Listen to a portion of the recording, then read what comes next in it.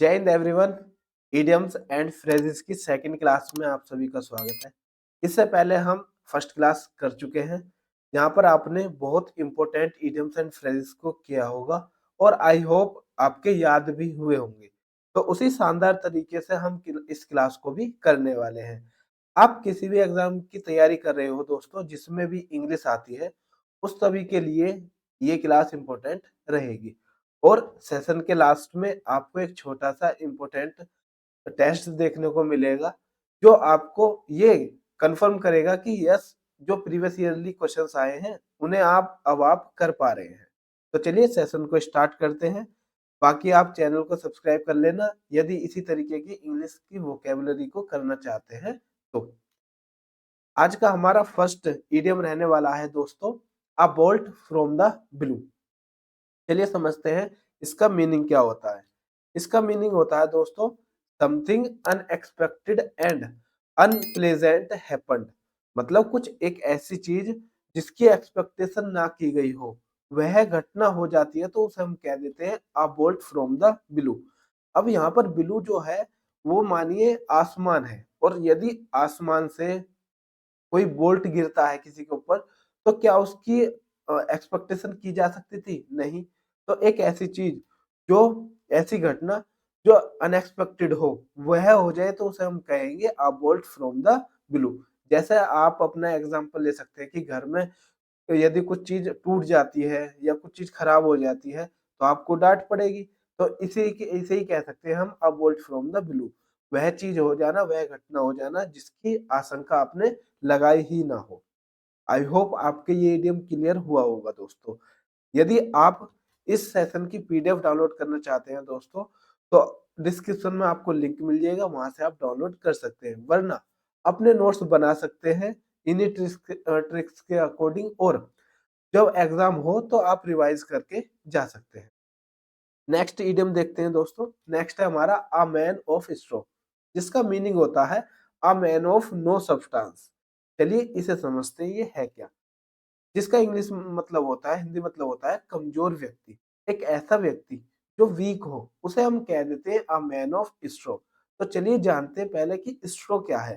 देखिए, जो हमारा गेहूं की बाली होती है ना, उसे हम कहते हैं स्ट्रॉ। जो बिल्कुल जहाँ पर गेहूँ लगते हैं ऊपर, तो जो गाँव देहात से होंगे वो आसानी से इस बात को पकड़ लेंगे। तो क्या होती है, कमज़ोर होती है बिल्कुल।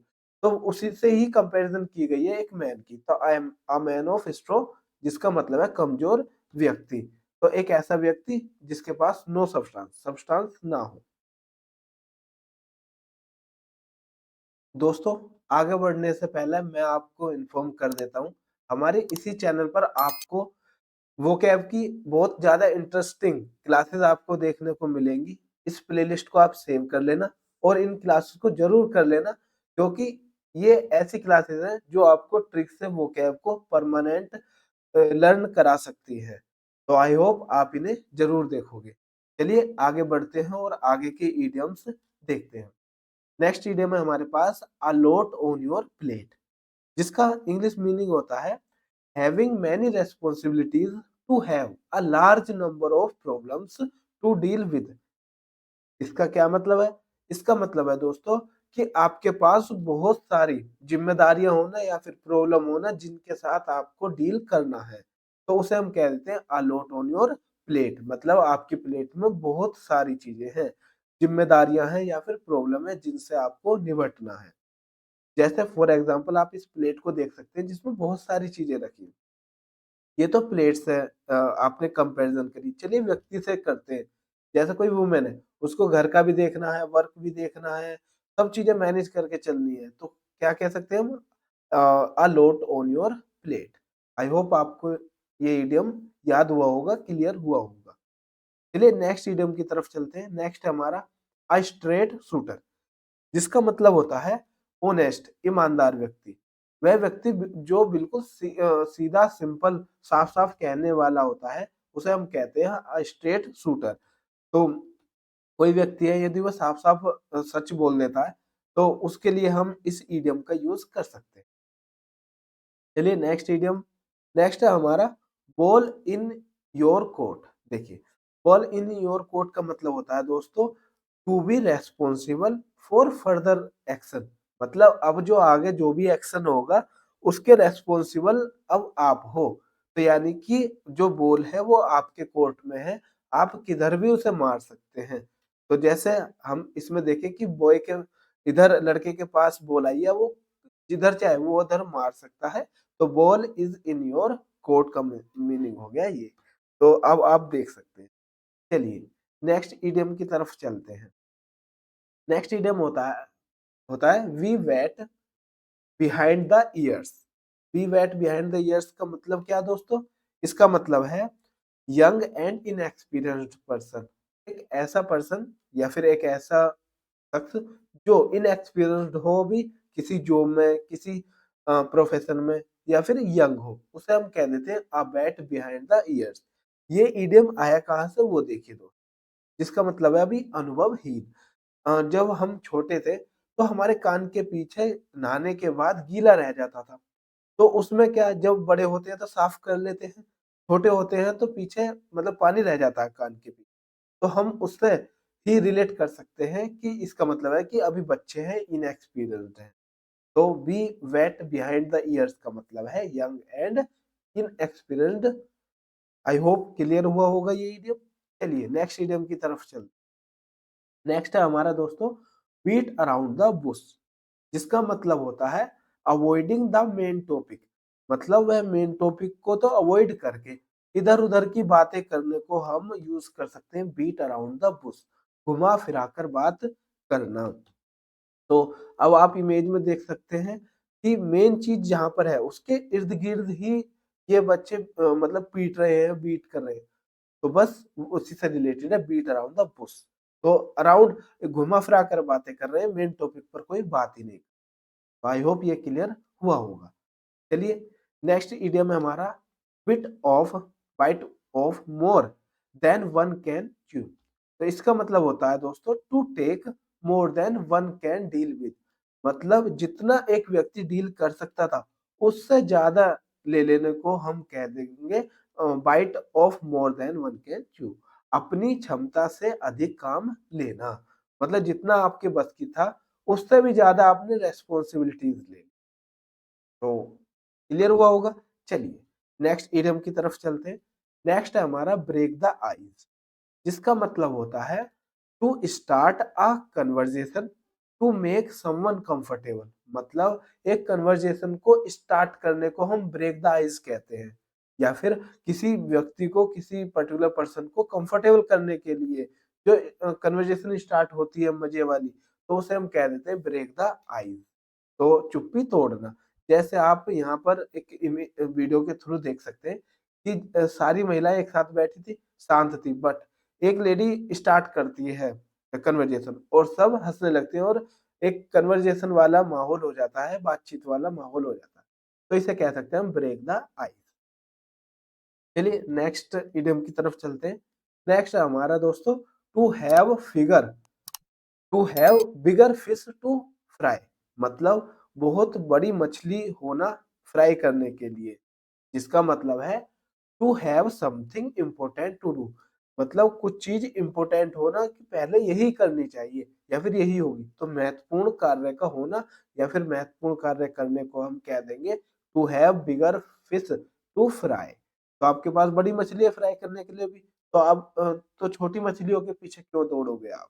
तो कह सकते हैं कि आपके पास अभी बड़ा मैटर है डील करने के लिए। चलिए नेक्स्ट इडियम की तरफ चलते हैं। नेक्स्ट है हमारा फाइव फिंगर डिस्काउंट, जिसका मतलब होता है दोस्तों to steal something without pay for it. Simple सी बात है कि कुछ चीज चुरा लेने को हम फाइव फिंगर डिस्काउंट कहते हैं, कि 5 फिंगरों के बराबर डिस्काउंट मिला है। तो यानी कि आपने कुछ भी भुगतान नहीं करा, बिना भुगतान किए कुछ चुराना या उठा लेना। जनरली आपने स्टोर या फिर मेले वगैरह की शॉप में, दुकानों में देखा होगा कि बहुत सारे व्यक्ति होते हैं ऐसे ही उठा लेते हैं बिना पे करे। तो उसे हम कह सकते हैं फाइव फिंगर डिस्काउंट। तो आई होप आपको अब ये इडियम क्लियर हुआ होगा। चलिए नेक्स्ट इडियम की तरफ चलते हैं। नेक्स्ट है हमारा दोस्तों एट वन विथ एंड, जिसका मतलब होता है कंफ्यूज्ड और वरीड। चिंता में होना या फिर कंफ्यूज्ड होना, उसे हम कह देते हैं at one's one wits end, चिंतित होना। तो मीनिंग देखिए, to be worried about something and not know what you should do next, मतलब अब आपको पता नहीं है कि नेक्स्ट अब आप क्या करोगे, कंफ्यूज्ड हो, चिंता में हो, तो उसे उसके लिए ईडियम यूज होगा at one wits end. Next idiom on the fence, जिसका मतलब होता है अनेबल टू डिसाइड, मतलब जब आप डिसाइड ना कर पाए तो उसके लिए यूज हो जाता है ईडियम ऑन द फेंस, जिसका हिंदी मीनिंग है निर्णय लेने में असमर्थ, मतलब आप डिसाइड ही नहीं कर पा रहे कि आगे करना क्या है। तो इमेज के थ्रू आप समझ सकते हैं कि एक व्यक्ति बिल्कुल फेंस में बैठा, फेंस आप जानते हैं कि पार्टीशन लगा देते हैं वो, कि इधर भी एक खेत होता है या फिर एक इलाका दूसरी तरफ इलाका, कि अब किधर जाना है या फिर किधर जाऊं, किस पक्ष में मैं बोलूं, तो उसके लिए यूज हो जाता है ऑन द फेंस। अभी अनेबल हो तुम किसी भी चीज को डिसाइड करने में। चलिए नेक्स्ट इडियम की तरफ चलते हैं दोस्तों। नेक्स्ट नेक्स्ट है हमारा कटिंग कॉर्नर्स, जिसका मतलब होता है do something in the easiest way, कुछ चीज को बिल्कुल आसानी से करने को हम कटिंग कॉर्नर्स कह देते हैं, या फिर जल्दी जल्दी करने को। तो जिसका आप इस तरीके समझ सकते हैं कि आपको घूम के जाना था, आपने कॉर्नर काट दिए और जल्दी से पहुंचने की कोशिश करी, तो आसान तरीके से काम करने को हम कटिंग कॉर्नर कहते हैं, कि ज्यादा वर्क ना करना पड़े, ज्यादा घूम के ना जाना पड़े, तो इसलिए कॉर्नर काट दे। अप इन आर्म्स, जिसका मतलब होता है दोस्तों वेरी एंग्री, गुस्से में होना, रिबेलियस, उसे हम कह देते हैं अप इन आर्म्स, हथियार उठा लेना, लाल पीला होना, तो किसी का विरोध करना, उसके लिए ईडियम यूज होता है।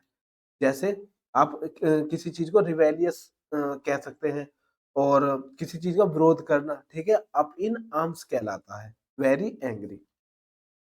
नेक्स्ट चलते हैं बाइट द बुलेट, जिसका मतलब होता है दोस्तों face a difficult situation with courage. चलिए इसे बताते हैं ये इडियम आखिर आया कहाँ से है। तो जिसका हिंदी मीनिंग होता है कठिन स्थिति का सामना करना।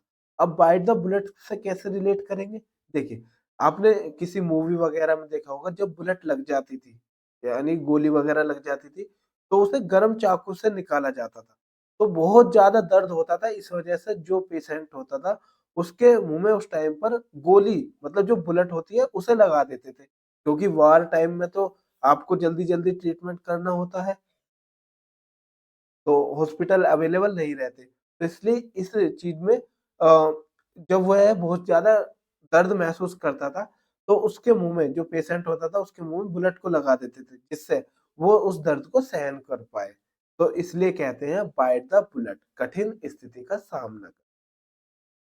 नेक्स्ट इडियम की तरफ चलते हैं दोस्तों।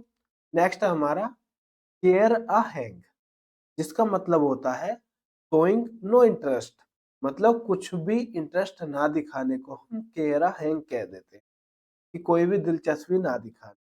जैसे कोई व्यक्ति है बात करना चाह रहा है या फिर कुछ रिप्लाई दे रहा है, तो उसका कुछ भी जवाब ना देना केयर अ हैंग कहलाता है। चलिए नेक्स्ट इडियम की तरफ चलते हैं, जिसका इडियम है hit the nail on the head. Meaning क्या है इसका, एक्यूरेटली आइडेंटिफाइड और एक्सप्लेन्ड समथिंग, कुछ चीज को, कुछ टॉपिक को एक्यूरेटली समझा देना, एक्सप्लेन कर देना, या फिर उसे समझ जाने को हम कहते हैं hit the nail on the head, जिसका हिंदी मीनिंग है सटीक रूप से पहचानना और समझाना। जैसे सपोज करो, जब टीचर समझाता है आपको तो समझ में नहीं आता, लेकिन जब कोई फ्रेंड समझाए तो आपके बिल्कुल सिर में एंट्री लेता है वो टॉपिक, तो उसे ही कह देते हैं hit the nail on the head. तो अब आप देख सकते हैं, इस तरीके से याद कर लेना इसको, बहुत ज्यादा इंपॉर्टेंट है ये। चलिए नेक्स्ट इडियम है हमारा मूव्ड हेवन एंड अर्थ, जिसका मतलब होता है दोस्तों ट्राइड वेरी हार्ड, बहुत ज्यादा कठिन परिश्रम करना, मेहनत करने को हम कह देते हैं मूव्ड हेवन एंड अर्थ।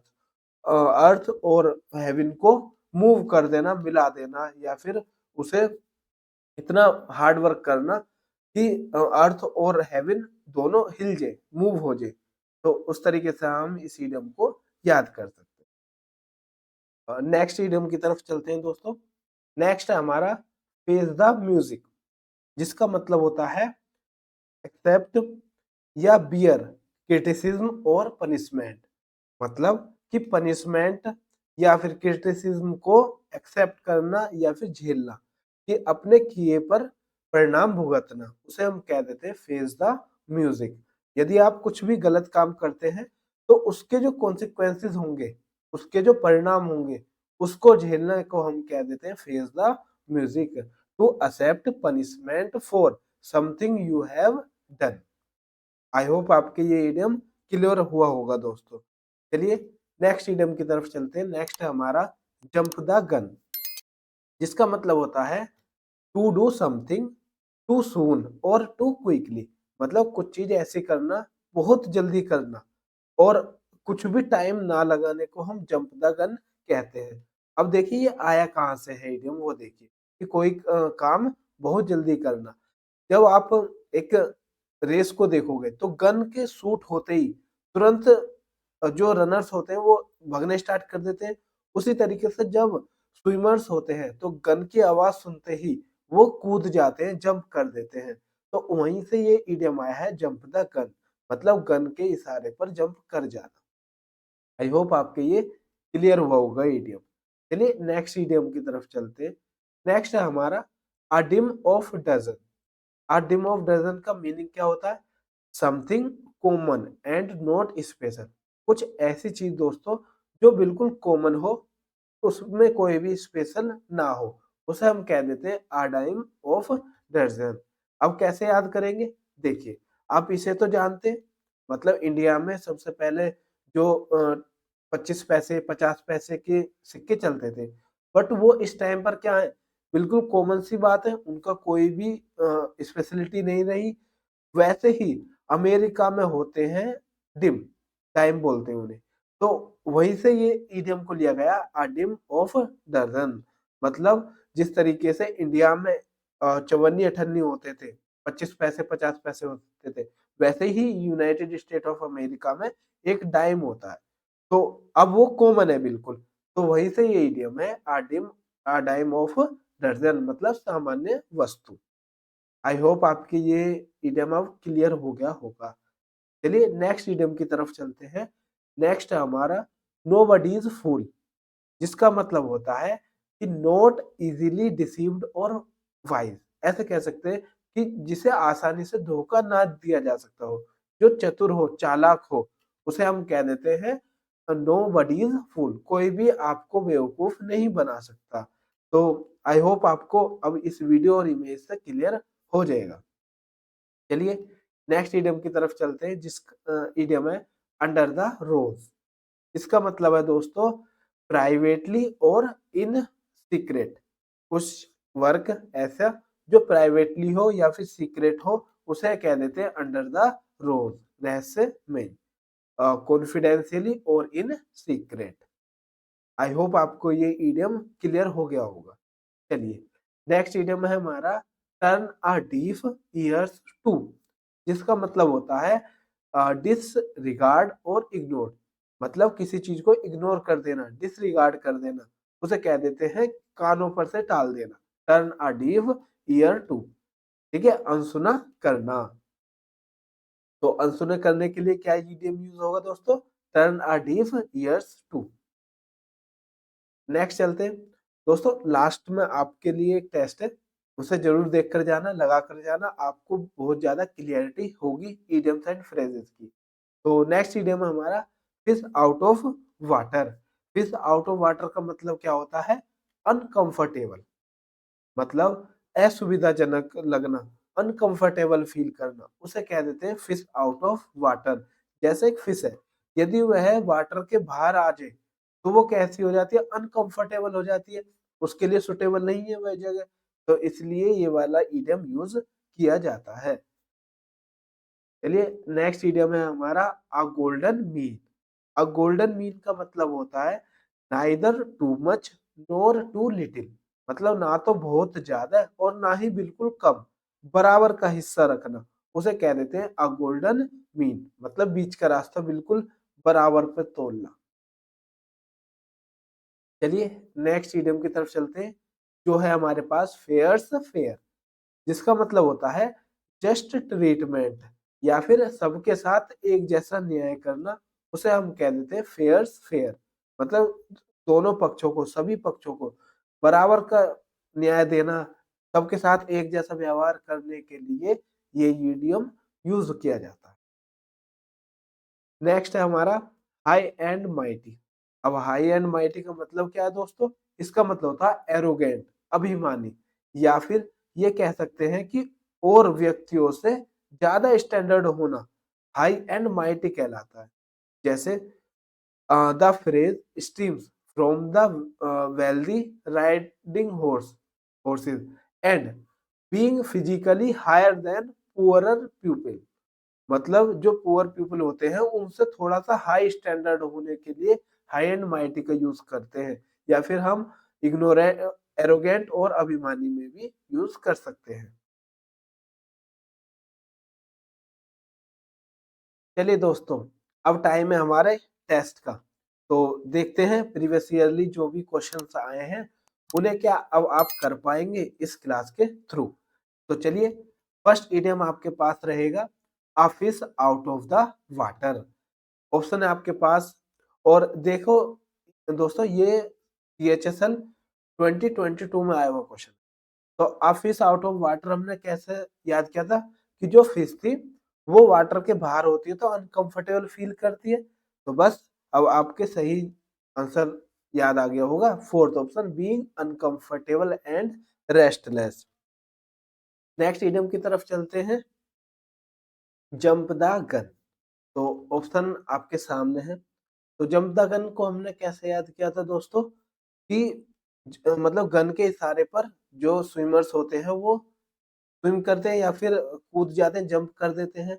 तो कोई चीज एकदम रैपिडली करना, बहुत जल्दी करना, क्विकली करना, उसके लिए यूज होता है जंप द गन, जिसका सही आंसर होगा हमारा first option start something too sooner और एक्ट हेस्टली। चलिए नेक्स्ट इडियम की तरफ चलते हैं। नेक्स्ट है हमारा bite the bullet. Bite the bullet का मतलब क्या था कि कोई चीज डिफिकल्टीज फेस करना। तो सही जवाब होगा हमारा force oneself to do something. Next idiom देखते हैं, up in arms. Up in arms का मतलब क्या होता है दोस्तों? इन रिवेलियन, मतलब विरोध में होना, किसी चीज का विरोध करना। नेक्स्ट देखते हैं break the ice. Break the ice का मतलब क्या पढ़ा था हमने? चुप्पी तोड़ना या फिर कोई कन्वर्जेशन स्टार्ट करना। तो make people meeting first time feel more comfortable. Next देखते हैं, नेक्स्ट है हमारा अलॉट इन वंस प्लेट, मतलब किसी की प्लेट में सबसे ज्यादा होना। देखिए दोस्तों, ये हमारा सीपीओ 2022 में आया हुआ क्वेश्चन। तो क्या था कि एक प्लेट में ज्यादा होना, रेस्पॉन्सिबिलिटीज ज्यादा होना। तो अलॉट टू डू। नेक्स्ट देखते हैं, नेक्स्ट हमारा a disgrace to his family. तो क्या मतलब है इसका? अ ब्लैक सीप, जिसे हमने प्रीवियस क्लास में किया। नेक्स्ट चलते हैं, नेक्स्ट हमारा hit the nail on the head, जिसका मतलब था कि कोई चीज सटीकता से कहना, एक्यूरेटली कहना।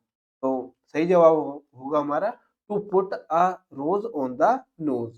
तो रोज जो हम पुट करेंगे नोज पर करेंगे, जो कि एक्यूरेट है। तो ये ईडियम दोनों आपस में मीनिंग को मैच करते हैं।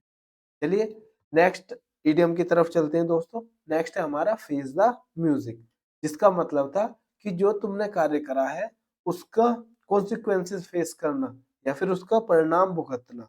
तो सही जवाब होगा हमारा टू एक्सेप्ट कॉन्सिक्वेंसेस।